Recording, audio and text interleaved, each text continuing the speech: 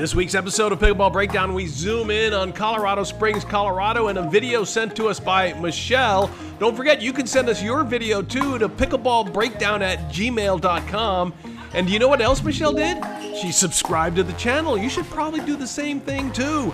All right, are you ready? Let's break it down. You know how this works. Send us your pickleball videos. Alex and I will break them down. We'll learn a little, laugh a little, and all get a whole lot better. This is Pickleball Breakdown. First off, I see Michelle over here. Yeah. She's not even watching her partner return the ball. That's a no-no because you don't know where you're. Yeah. Where they're going with it, where you need to be, and also she hangs out over there. Instead, if you're the up person, you need to be aggressive. You need to pinch mid a little bit because the partner is moving up. You need to protect them a little bit. Yeah, that's a great point. First of all, she's super ready. Definitely ready. Here, I noticed her feet are still facing. She doesn't have her hips turned a little bit. There you go. Yeah, so she should be more like a 45 right now from that angle. I love to just sort of hint at that. I'm going to cover the middle and I'll take a little step over there, and it almost always gets them to go to my other side because they see that opening. Yeah, it's baiting. It's baiting. But I never have the intention of staying in the middle. But if I need to stay in the middle and cover while my partner's coming up, I got that. So that's what I hear you saying. Right, and it depends on where that ball goes too. So if the partner in this case returns straight ahead of them, then you can pinch middle with kind of reckless abandon of that line over there because there's not a threat. Maybe they can give a nice little, angled drop, but it's not going to be anything that's going to kill you. Yeah. You know what I mean? So go ahead and take middle and take control of that. Protect your partner. Put some pressure on them right away. We talk about lobs and choice of lobs and when to lob, lobbing on attack versus lobbing when you're on defense. And over here we got Oscar on the right-hand side in the transition zone, and he puts up a lob. Again, I'm not going to complain about where it was well placed, but I'm talking about shot selection from right there. Would you have done something differently, or whatever his choices there is? Yes, I would have not done that. Okay, what's the downside of that? Because when I see that, all of a sudden now, Jesse and Oscar are at the net, and Rebecca and Michelle are pushed back, and he placed it perfectly.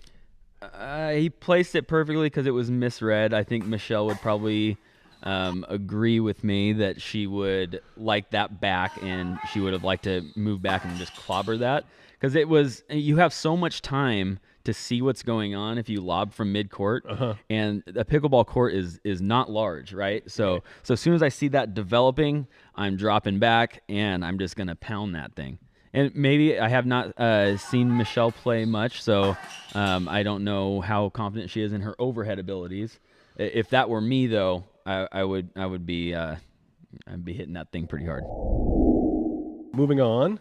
Do you want to talk about the around the post? What I really like about that is if you're looking, watch Rebecca, right? So Michelle goes after it. Rebecca slides over into the middle. That was really smart play by Rebecca. Yeah, she should have slid over more, though. Tell me more. What do you mean? Okay, so... It looked like she was in the right spot to me. No, I mean, it was towards that direction. I would have said take another step or two because that's the obvious lane right there, like right in the middle of them. Michelle almost ends up in the racks over here. So, and the ball's over here. So you got to kind of, you got to pick. This is the obvious spot to me, right in the middle. So I would fill that gap and take that away, and maybe they end up hitting over here. But then that flips the whole script, and now they both have to shift too. So there's kind of a trade-off there. And Jesse doesn't have the luxury, like he's defending the around the post, which is a tough shot. So just to get it back is great.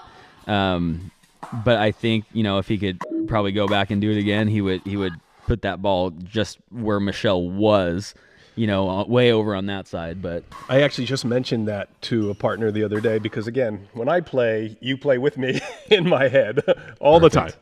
And so I remember you saying when you got this was like episode 2 or 3 early on, where you talked about when you got a player on the ropes, stay on that player. Absolutely. Don't let him off the hook. Right. And so who's the player on the ropes here? It's really, well, you don't want to go at Michelle, but if you're thinking that way, she's out of position. She's out of position. And again, he's reacting, and he does a really good job of reacting. So, so kudos to you, Jesse. But optimal, really, it's where the place that Michelle, you want to attack the space she vacated. Correct. Okay, here we go. We got this battle between Michelle and Jesse, who that's husband and wife going at it right there. A good little battle. So they might have talked about this one a little bit later in their own kitchen about this kitchen fight. It looks like a pretty good, straightforward fight, but when you're in one of these things, who's on offense and who's on defense here? You tell me. I think Michelle is totally on offense. Is she on offense? Here, let it play out. Let me see how this goes in real time.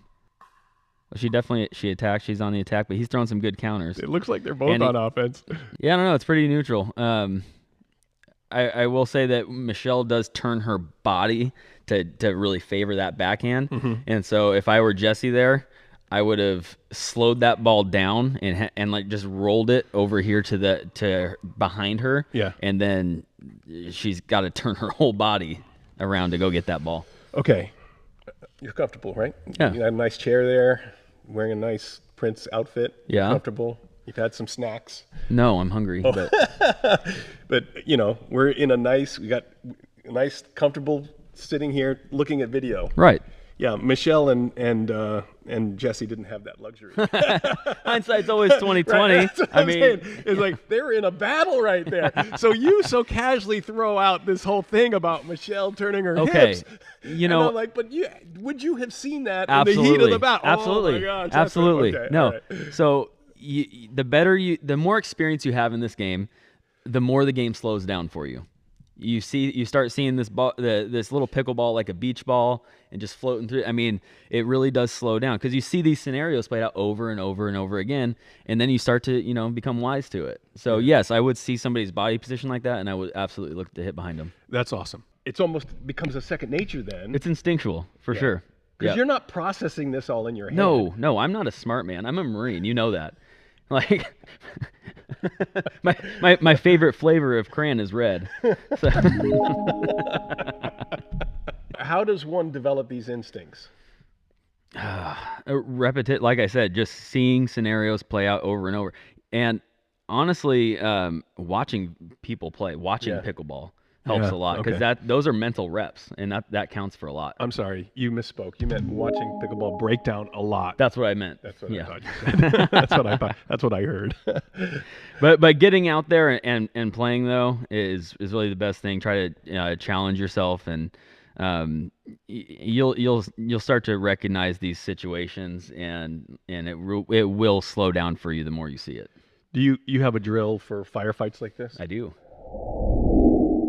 All right, Alex, you talked about a drill to work on your quick reflexes and also what to look for when you're in a kitchen firefight.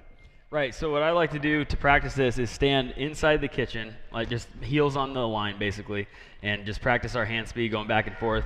And I like to look to stick a ball on my opponent and then generate somewhat of a pop-up to where it comes back with lesser pace and then capitalize on that. Okay, let's give it a shot. All right. So I'm going to stand with my feet inside the kitchen line. Yes, sir. Okay. And why am I doing this? To increase our hand speed. We're making it harder now than it is in reality. So when we get to a real match, it seems like it's a beach ball just traveling at half the speed of smell. All right. It sounds good. Half the speed of smell. That's a good one.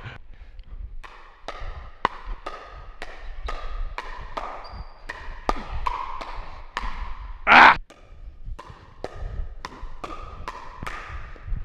It's in! What am I looking for as I'm just hitting the ball back and You're looking for a ball you can do something with to just give it a little bit more gas on, to make it harder for me and try to handcuff me and generate something that's a little more manageable for you. Okay, here we go.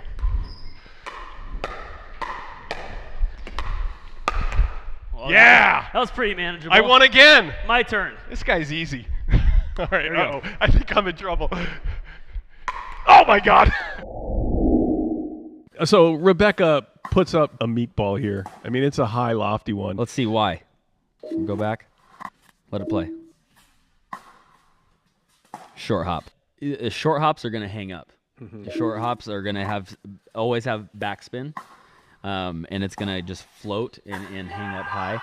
So you really got to use touch. So if you're taking a ball off the short hop, especially in a dink situation like that, and you don't have a lot of room for error, especially straight at your opponent, there's really no room.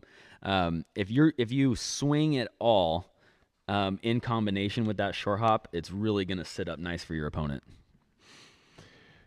So the antidote to that. So in that situation right there, for Rebecca, she probably just should have just taken off the short hop is fine because it was kind of a defensive shot.